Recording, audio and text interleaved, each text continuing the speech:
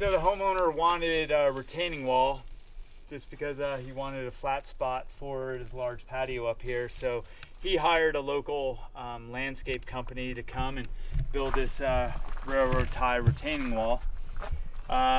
Basically, they came up here with lots of railroad ties and their equipment, which pretty much consisted of a few people and a skid steer with an auger bit. And they were able to auger holes every 4 feet or so and then drop a railroad tie in those holes, backfill with a gravel mix, backfill and tamp, so you get these vertical retaining wall supports. And then they just dropped in railroad ties behind there, and you can also see that they also tied in which are called dead mans.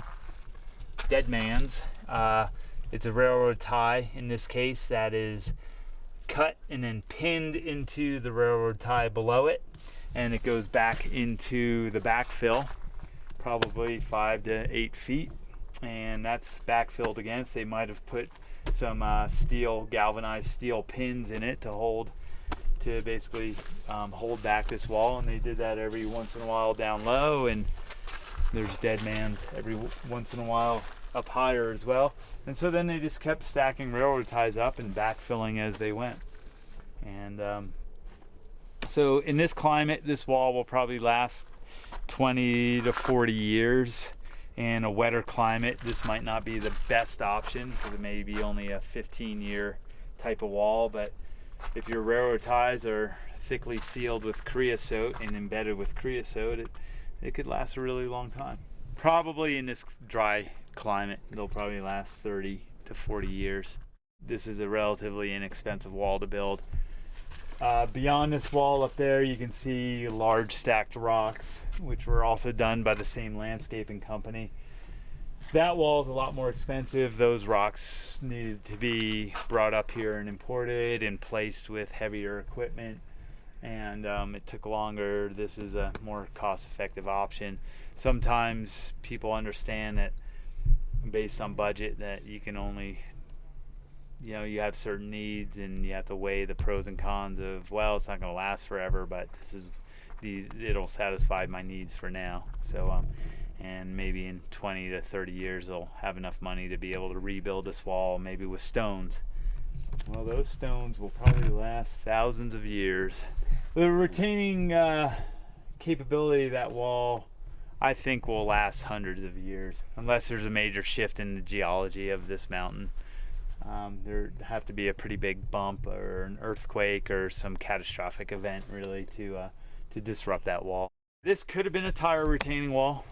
On the garage we built on this property, I suggested tire retaining walls, but we didn't have access to enough labor at the time, so we weighed our pros and cons with the available labor, and we ended up doing concrete retaining wall, reinforced concrete block. But the issues here with this wall is it's hard to get a truck.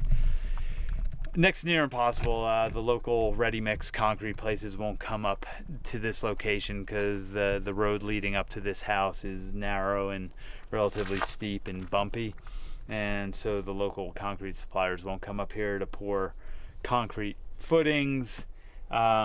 So a tire retaining wall could have worked here. But stone, that was shipped from probably 50 miles away, where tires, so the embodied energy to ship a heavy stone is high, where tires, may come from our local dump or our local tire supply shop. We don't have to ship them very far, and then the embodied energy is really just the labor filling and pounding those tires. I bet you all in all, tires and those stones in the end would have cost about the same.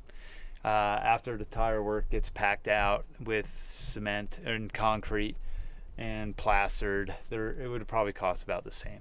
The con is that the embodied energy is greater, and it's a displacement of stone that was probably mined from another hillside and displaced to here, because I don't think these stones, as a matter of fact, I know these stones didn't come off of this site, But they sure look nice. They blend into the hillside well. A tire wall would have been a different look. It would have been a plastered wall, which could be faced with stone, but then you're back to the same dilemma.